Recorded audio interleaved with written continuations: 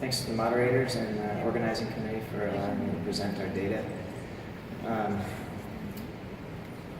About a year ago, we started a new company called Genomic Prediction together with my co-founders Stephen Shu and Merlin Tellier.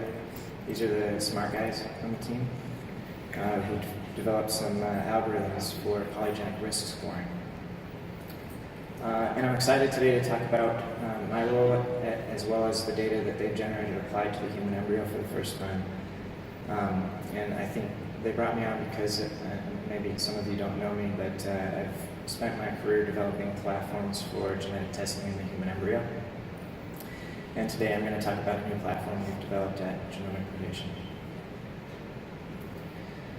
So just to remind everyone, what we currently do in terms of heritable disease is look at monogenic disorders. These are caused by mutations in a single gene. An example is cystic fibrosis. And the overall prevalence of single gene disorders estimated by the World Health Organization is 1%. When we think about polygenic disorders, these are things that we have to evaluate many thousands of positions in the genome. And this is an example of type 1 diabetes. And overall prevalence estimates of polygenic disorders in the population are 15 to 25%. So when we think about what we're doing in terms of testing for heritable disease, it's really the tip of the iceberg. And what we hope to do is expand testing to include polygenic disorders, which are more common. And we've been able to start thinking about this as a result of having large population-level data sets and genome-wide data from those individuals. This is an example that was published several years ago where you could predict the geographical origin of a person based only on their DNA. And at the time this was done, it was really based on relatively simple algorithms like principal component analysis.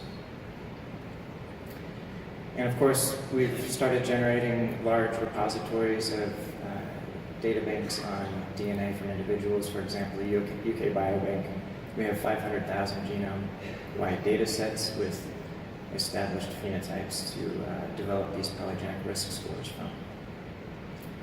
There are other programs like the Million Veterans where we'll have a little bit more diverse population to develop algorithms for, and obviously this will be applicable to people from the United States, and again with several phenotypes that are commonly found. We're going to see a big growth, I think, in these repositories. Many people are talking about even bigger projects to generate large data sets. And I think we've seen a significant increase in publications and research around polygenic risk scoring. What I want to discuss is how do we predict variation in the population from DNA, in addition to having a clinical risk predictor. For example, with osteoporosis, fracture risk assessment is done in the clinic, and you can see that that only explains a certain portion of the variance in phenotype in the population. You may be familiar with genome-wide association studies. This is a one-at-a-time approach, and that can also be used to explain some of the variation, but it's really only with modern algorithms like the ones my partners have developed that we can start using, for example, machine learning to improve the ability to explain the variance in the population. And the interesting thing is that we can actually combine these things. So if you already have a known clinical risk, the polygenic risk score on the DNA, its predictive value improves.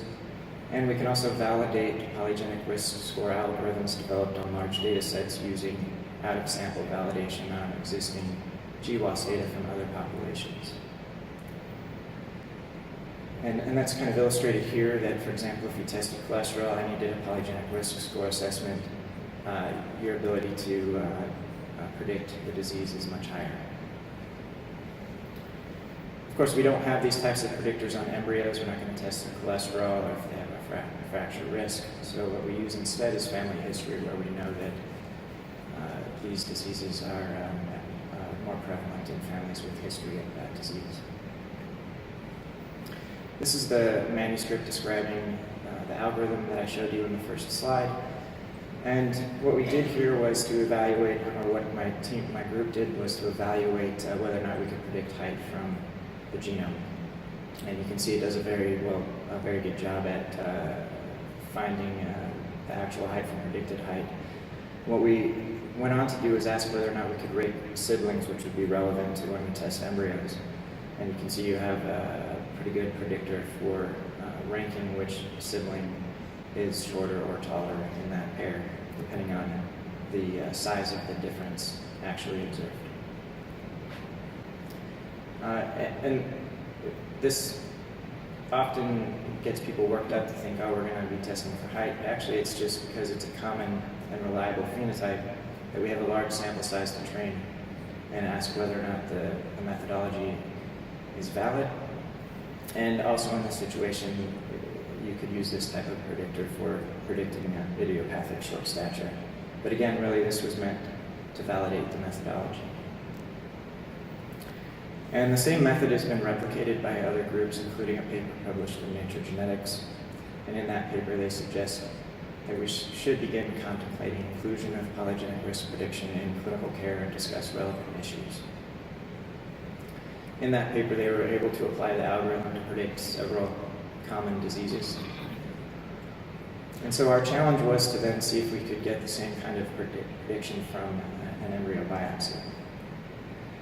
And as I mentioned, I've spent a lot of time developing a platform. So this is a new platform we're calling expanded preimplantation genetic testing, where we can test for 4 different factors from the same sample.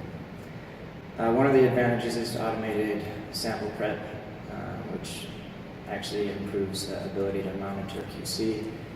Initially, and when we submitted data for the abstract, we had 2 independent amplification methods from the same sample, which we performed in parallel in order to obtain information on genotypes for monogenic and polygenic disorders, and copy number for aneuploidy and structural abnormalities. We did further development to reduce this down to a single amplification methodology, and because we're able to run 96 samples in parallel and several of those in a week, we have a high throughput capacity with automated liquid handling. So it's a very convenient method to get all 4 tests from one platform. And again, the simplified protocol reduces QC burden, and the genotyping, having the genotyping in parallel, which we often don't do when we have copy number assessments, gives you the ability to evaluate more issues that you might have in the laboratory. And I've also spent a lot of time working with positive controls when developing new tests, and I think that's important for evaluating accuracy before clinical utilization. For copy number aneuploidy-based testing, we used 6 to 7 cells from samples with prior karyotyping for chromosome aneuploidy or euploidy status. We also looked at structural pgt-t, which is relevant to translocation cases where you have segmental imbalances, and again, we use cell lines with known segmental aneuploidies. For genotyping, we used cells from individuals with known delta F508 status, and this was one of the more difficult methods to find positive controls for, but in this situation, we used cell-free DNA from individuals with hypothyroidism that also had high TSH values, so clinical risk as well. So to show you some of the results, these are examples of copy number plots from 9 different cell lines, where you can see the expected abnormalities. And we convert this with our software to Circos plots for visualization. If we look at overall accuracy, in a sample set with 32% prevalence of aneuploidy at greater than 99% accuracy. And we were actually surprised that we could get both copy number and genotyping from the same platform. So we're happy with this result, and we went on to test whether or not we could look at segmental imbalances. And again, we took cell lines with known imbalance. I can point here. But the plot shows copy number within the imbalance and outside the imbalance on the same chromosome. So you expect 2 copies outside the imbalance, which is shown in the blue box plots, and then the 1 copy or 3 copies within the deletion or duplication region. And we were able to detect an imbalance down to 3.5 megabases, and I think part of the reason we're able to do that is having over 900,000 SNPs evaluated. Now with genotyping, really what you need is something that potentially gives you equivalent accuracy to when you have a large amount of material like you might get from an adult. So we asked whether or not we got similar genotyping accuracy from limited quantities, like you might obtain from an embryo biopsy. And with imputation-based analysis, we do in fact get equivalent genotyping accuracy from an embryo biopsy level of DNA. So essentially, if you could do everything in the embryo that you could do on an adult with this genotyping methodology. For monogenic disorders, we have approximately 60 markers around several positions within a 1 million base pair window. You can expand that window out and look for crossover events. So there's a lot of things that you can do with this type of data, but one of those is to predict single gene disorders, like the delta F508 inheritance. In this sample set, we had greater than 99.9% accuracy. And then for polygenic risk, we looked at hypothyroidism. We were able to train on the UK Biobank 219,000 samples to develop a predictor that involved 4,945 SNPs. We applied it and validated it on an independent population, the eMERGE GWAS dataset, and again found equivalent prediction. We then evaluated the cell-free DNA using our protocol and again found good predictive value for a high risk of hypothyroidism. And if we look at that overall, we had about an 83% accuracy, which is actually higher than you expect based on the percentage of hypothyroidism that is genetically determined.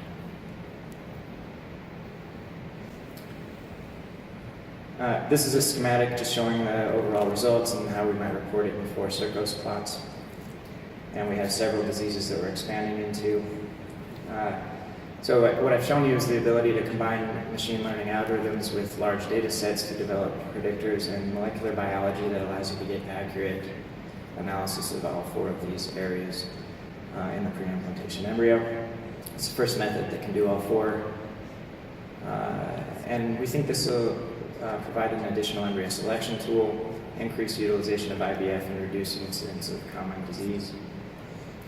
In the IVF population, they have a higher risk of fewer embryos. In the general population, they may have a family history, but a greater number of embryos for selection, and we're invested in developing rigorous genetic counseling to support this.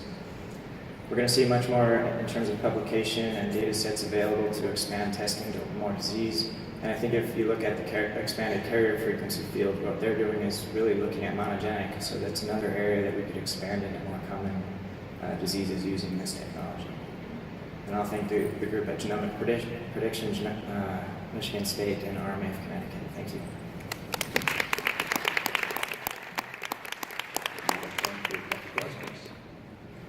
Thank you, Dr. Treff.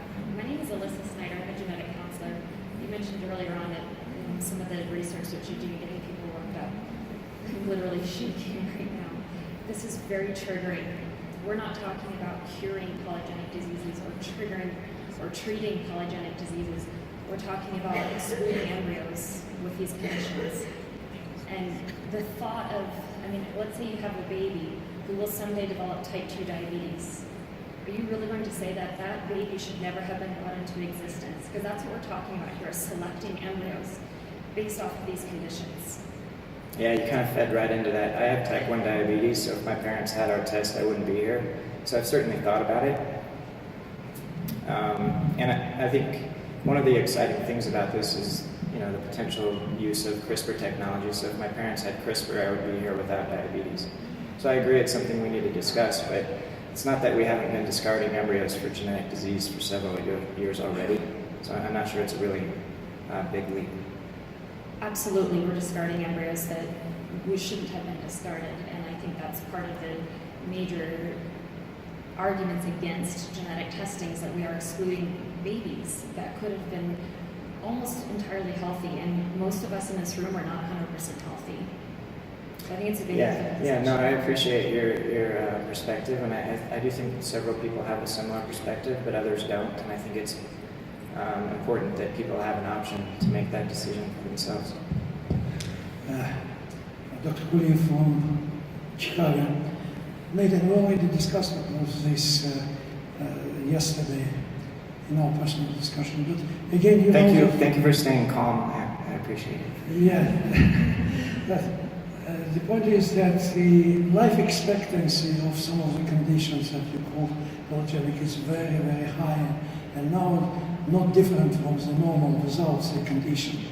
So in many contexts like diabetes and other conditions. On the other hand, of course, as you know, with times, many polygenic disorders become monogenic. So the more we know about the condition, the more we'll be able to, in the future, make it direct diagnosis of monogenic disorder. So it should be taken into consideration.